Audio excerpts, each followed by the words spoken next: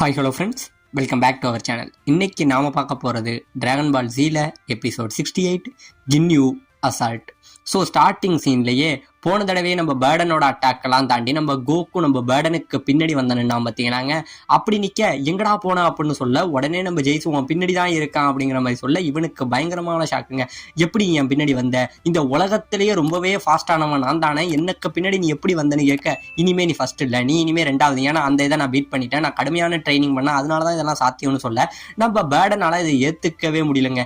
கேவலம் ஒரு சயானு இந்த உலகத்தில் வேகமாக இருந்த என்னை விட வேகமாக இருக்க, உன்னை விடவே மாட்டேன்டான்னு சொல்லி நம்ம பேர்டன் என்ன பண்றான், இங்கே இருந்து சரமாரியான அடிகளை பிடிச்ச வீசுறாங்க.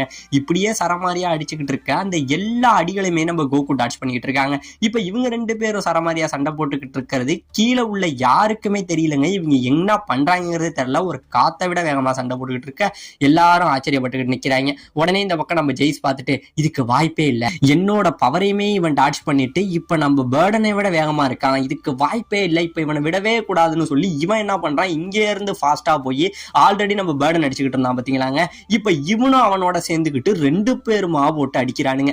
சரமாரியா இதுக்கும் அதுக்குமா போட்டு உதைக்க அந்த எல்லா அடிகளையுமே நம்ம கோகு பிடிச்சி டாச் பண்ணிட்டு இருக்காங்க.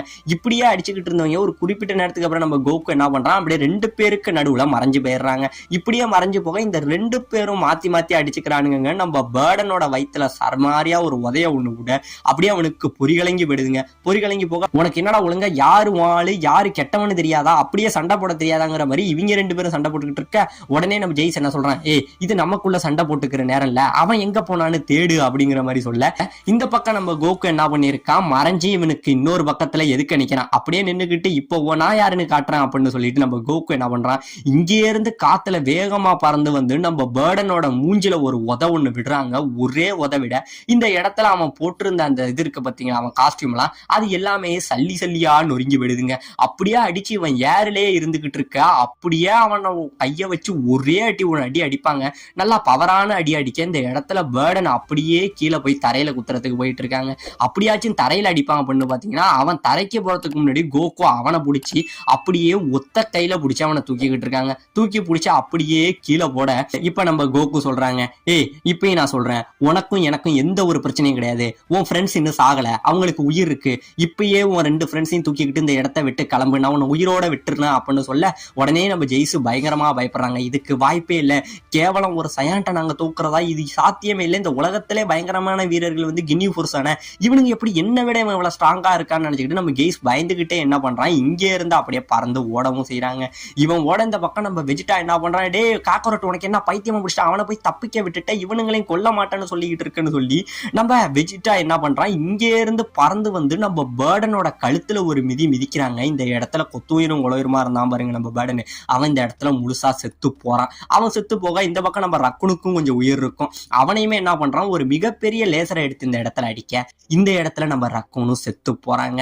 செத்து போக உடனே நம்ம கோகு கேட்கறான், உனக்கு என்ன பைத்தியம் முடிச்சிட்டா வச்சுட்டு, அவனுங்களை கொல்ல வேண்டிய அவசியம் இல்லை, அவனுங்களுக்கு தேவையான பாடத்தை போட்டியாச்சு, ஏன் இப்படி பண்றேன்னு சொல்ல உடனே நம்ம வச்சுட்டா என்ன சொல்றான், ஐயோ கேக்கரோட்டு உனக்கு என்ன ஆச்சு, நீ இன்னும் சூப்பர் சையானா ஆக முடியாது, உன் மனசுல முதல்ல இந்த ஈரம் கருணை இப்படிப்பட்ட விஷயமே இருக்கக்கூடாது, இப்படிலாம் இருந்தீங்கன்னா நீ எப்ப சூப்பர் சையானா ஆகுறது, நீ ஏன் இன்னும் என் முன்னாடி நடிக்கிற, நீ உண்மையிலே கொடூரமான சயானா மாறு அப்படின்னு கேட்க, நீ எதை பத்தி பேசுறேன்னு எனக்கு தெரியல விஜிட்டா, ஆனா என்ன பொறுத்த வரைக்கும் நீ அவங்களை கொன்னது தப்புங்கிற மாதிரி தாங்க இந்த இடத்துல கோகு பேசிக்கிட்டு இருக்கான். இந்த பக்கம் நம்ம வெஜிட்டா என்ன சொல்றான், அப்ப நீ இவனுங்களையும் அழிக்க மாட்டேன், ஆனா அடுத்தது நீ ஃப்ரீஸா கிட்ட வேற சண்டை போடணும்னு நினைக்கிறியா அப்படின்னு கேட்க, ஆமா நான் அடுத்தது அவங்க கூட சண்டை போடணும்னு சொல்ல, இந்த மாதிரி முட்டாள்தனமான ஐடியா இருந்தா இந்த இடத்த விட்டு நீ இப்பயே ஓடிடு, ஏன்னா நீ நினைக்கிற மாதிரி ஃப்ரீஸா வந்து சாதாரண ஆளு கிடையாது, இவனுங்களை மாதிரி ஈஸியா அவனால அடிச்சு அவனுங்களை தூக்கி போட முடியாது, நீ நினைக்கிறத விட பல மடங்கு அதிக சக்தி வாய்ந்தவன்டா ஃப்ரீஸா, அது மட்டும் கிடையாது அவன் முன்னாடி நிக்கிறதே பெரிய விஷயம், இப்ப நீ அவனை அடிச்சது தெரிஞ்சா கூட ஃப்ரீஸா அவன் கதையை கன்ஃபார்ம் முடிச்சிருவான், ஒழுங்கா இந்த இடத்த விட்டு எல்லாரும் போயிடணும், அதுதான் எல்லாருக்கும் நல்லது அப்படிங்கிற மாதிரி நம்ம வெஜிட்டா நம்ம ஃப்ரீஸாவை பத்தியே பேசிக்கிட்டு இருக்க. நம்ம கோகு என்ன சொல்றான், இல்ல இப்போதைக்கு ஃப்ரீஸாவை அழிக்கிறத தாண்டி டிராகன் பால் எல்லாத்தையும் கண்டுபிடிக்கணும், அதெல்லாம் கண்டுபிடிச்சதுக்கு அப்புறம் தான் இவன் கூட சண்டை போடணுமா போட வேணாமாங்கிறத நான் முடிவு பண்ணுவாங்கிற மாதிரி நம்ம கோகு சொல்ல, உங்களுக்கு பைத்தியமா பிடிச்சிடுச்சு, இந்நேரம் ஃப்ரீஸா கிட்ட எல்லா டிராகன் பாலுமே கிடைச்சிடுச்சு, அந்த எல்லா டிராகன் பாலையும் வச்சுக்கிட்டா அவன் இந்நேரம் வந்து எட்டர்னல் லைஃப் அடைஞ்சிருப்பான், முன்னாடி முன்னாடி உள்ள ஃப்ரீஸாவே நம்மளால எதுக்க முடியாது, இப்ப அவன் இன்னும் பல மடங்கு சக்தி வாய்ந்தவனா மாறி இருப்பான் அப்படிங்கிற சொல்ல உடனே நம்ம கிரீன் என்ன சொல்றான், இல்ல அதுக்கு வாய்ப்பே இல்ல, இன்னும் ஃப்ரீஸா டிராகன் பாலையே யூஸ் பண்ணலாம் அப்படின்னு சொல்ல இவனுக்கு சாக்கு. ஏன் அப்படி சொல்ற அப்படின்னு கேட்க, அதாவது இந்நேரம் ஷென்லாங் வந்திருந்தது அப்படின்னா இந்த இடமே இருண்டு போயிருக்கும், டிராகன் வந்ததுக்கான அறிகுறி நிறைய தெரிஞ்சிருக்கும், இயற்கையில நிறைய மாற்றங்கள் நடந்திருக்கும். ஆனா இது வரைக்கும் அப்படி ஒரு விஷயம் நடக்கல, அதனால இன்னும் ஃப்ரீஸா வந்து டிராகனை வரவழைக்கலன்னு தான் நான் நினைக்கிறேங்கிற மாதிரி நம்ம கிரில்லின் சொல்ல இப்பதாங்க நம்ம கோகுமே கண்டுபிடிக்கிறான், ஆமா அது அவனால முடியாது, ஏன்னா டிராகனை வரவழைக்கிறதுக்கான அந்த பாஸ்வேர்டு அவனுக்கு தெரிஞ்சிருக்க வாய்ப்பே இல்லைங்கிற மாதிரி நம்ம கோகு சொல்ல இப்பதாங்க நம்ம கோகான் சொல்றான், ஆமாப்பா அது அவனுக்கு தெரிஞ்சிருக்க வாய்ப்பே கிடையாது, அதனாலதான் அவன் இன்னுமே வந்து டிராகனை வர வைக்காம இருக்கான்னு சொல்லி இப்ப டிராகன் பாலை வச்சு நம்ம ஃப்ரீஸா அவன் ஆசையை நிறைவேற்றிக்காதது தெரிஞ்சோடனே பயங்கரமா 3 பேரும் ஹாப்பியா இருக்காங்க. இது எல்லாத்தையும் பாசிச்சுக்கிட்டு இந்த பக்கம் வெஜிட்டா ஒரு ஆச்சரியத்துல இருக்கான், பாஸ்வேர்டு அது என்னவா இருக்கும் அப்படிங்கிற மாதிரி ஒரு பக்கம் வெஜிட்டா குழம்பி போய் நின்றுகிட்டு இருக்கான். இப்ப இந்த பக்கம் நம்ம கின்யூவை காட்டுறாங்க, அவன் வழக்கம் போல நம்ம ஃப்ரீஸா சொன்னதுக்காக எல்லா டிராகன் பாலையும் பாதுகாப்பா காவல் காத்துக்கிட்டு இருக்க, இந்த பக்கம் ஃப்ரீஸா நம்ம எல்டரை தேடி ரொம்பவே வேகமா போயிட்டு இருக்காங்க. இவன் போயிட்டு இருக்க இப்ப இந்த பக்கம் நம்ம ஜெய்ஸ் இருக்கான் பாத்தீங்களா, அவன் இங்க நடந்த எல்லா விஷயத்தையுமே நம்ம கின்யூ கிட்ட வந்து சொல்றாங்க. இந்த எல்லா விஷயத்தையும் கேட்டோடனே கின்யூ பயங்கரமா கோவப்படுறான். அப்படியே கோவப்பட்டுக்கிட்டு இருக்க, யார் அவன் அப்படின்னு கேட்க, அவன் சாதாரண ஒரு மனுஷன் தான், ஆனா அவனுக்கு இவ்வளவு பவர் இருக்குன்னு நான் எதிர்பார்க்கவே இல்லைங்கிற மாதிரி சொல்ல உடனே நம்ம கின்யூ ரொம்பவே கோவமா இருந்தான் பாத்தீங்களா. நம்ம ஜெய்ஸ் என்ன சொல்றான், சரி கின்யூ நான் இப்பயே இந்த விஷயத்தை போய் ஃப்ரீஸா கிட்ட சொல்லவா அப்படின்னு கேட்க, ஃப்ரீஸா கிட்டையா, அவர்கிட்ட இதை சொன்னீங்கன்னா காரிக்கிட்டு என்னதான்டா மூஞ்சில துப்புவாரு, நம்ம என்ன அவ்வளவு கேவலமானவனுங்களா, இவனுக்கு இங்க நடந்த எந்த விஷயமும் அவருக்கு தெரியக்கூடாது, அவன் கதையை நானே போய் முடிக்கிறேன், நான் அவனை கொன்னு அவனோட வெறும் உடம்பை எடுத்துக்கிட்டு போய் நான் ஃப்ரீஸா கிட்ட கொடுக்குறேன், அப்பதான் அவர் என்ன மன்னிப்பாருங்கிற மாதிரி சொல்லிட்டு நம்ம கென்யூ இருக்கான் பாத்தீங்களா, அவன் ரொம்பவே கோவமா இருக்காங்க. இப்படியே கோவமா இருந்துகிட்டு இருக்க, இப்ப இவங்க இங்க இருந்து போறதுனால இந்த டிராகன் பாலை மறைக்கிறதுக்காக என்ன பண்றாங்க, அங்க சில வீரர்கள்லாம் இருப்பாங்க, அந்த வீரர்களை வச்சு ஒரு குழியை தோண்ட சொல்றாங்க. அப்படி குழியை தோண்டி இருக்கிற எல்லா டிராகன் பாலையுமே அந்த குழிக்குள்ள போட்டு மூடிடுறாங்க. மூடிட்டு இப்ப இவங்க இங்க இருந்து கிளம்புறதுக்கு முன்னாடி ஒரு போசை ஒண்ணு போடுறாங்க. ஆனா அந்த போசை போட இவங்க 2 பேரும் மட்டும் தான் போடுறாங்க, மீதி 3 பேர் இல்லாததுனால நம்ம கின்யூ ரொம்பவே வெக்ஸ் ஆயிடுறாங்க. என்னோட டீம்ல உள்ள எல்லாரையும் அவன் கொண்டுட்டான், இதுக்கு நான் அவனை பழிக்கு பழி வாங்கியே அவனு சொல்லி இப்ப 2 பேரும் இங்க இருந்து ரொம்பவே வேகமா கிளம்பிட்டு இருக்காங்க. இப்ப இந்த பக்கம் நம்ம புல்மாவை காட்ட, நம்ம புல்மா ஏதோ தட்டு மாதிரி பேசிக்கிட்டு இருந்தா. இப்ப அந்த சிஸ்டமும் புகஞ்ச உடனே அது மூலமா எப்படியாச்சும் அப்பா கிட்ட பேசணும்னு அதை சரி பண்ண ட்ரை பண்ணிட்டு இருக்காங்க.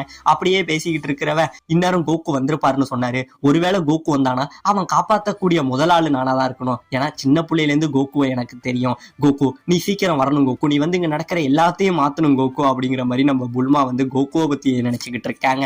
இப்ப இந்த பக்கம் நம்ம ஃப்ரீஸாவை பத்தி நம்ம கோகு இருக்கான் பாத்தீங்களா, அவன் நம்ம வெஜிட்டா கிட்ட கேட்கறான், ஆமா வெஜிட்டா நீ ஃப்ரீஸாவோட இதுக்கு முன்னாடி இருந்திருக்கல, அவனை பத்தி உனக்கு என்ன தெரியும் அப்படின்னு கேட்க, ஃப்ரீஸாவும் இந்த டிராகன் பால் எல்லாத்தையுமே தேடி வந்துகிட்டு இருக்கான், அவன் இந்நேரம் அந்த டிராகன் பாலை மட்டும் எடுத்துட்டானா அவனுக்கு அந்த லைஃப் கிடைச்சிட்டா அப்படின்னா மொத்த கேலக்சியுமே அழிச்சிருவான், அது மட்டும் கிடையாது நீங்க பண்ணின இந்த வேலைக்காக உங்களோட எர்த்தையுமே அவன் அழிச்சிருவான் அப்படின்னு சொல்ல இப்ப இவங்க என்ன சொல்றாங்க, சரி இப்ப நம்மளோட தேவை அது கிடையாது, ஃபர்ஸ்ட் இங்க இருந்து எப்படியாச்சும் இந்த டிராகன் பாலை எடுத்து நம்மளோட ஃப்ரெண்ட்ஸை உயிரோட கொண்டுட்டு வரணும், ஃப்ரெண்ட்ஸ் எல்லாரையும் உயிரோட கொண்டுட்டு வந்ததுக்கு அப்புறம் தான் நம்ம அடுத்த கட்ட நடவடிக்கையே எடுக்கணுங்கிற மாதிரி இவங்க பிளான் பண்ணிட்டு இருக்காங்க.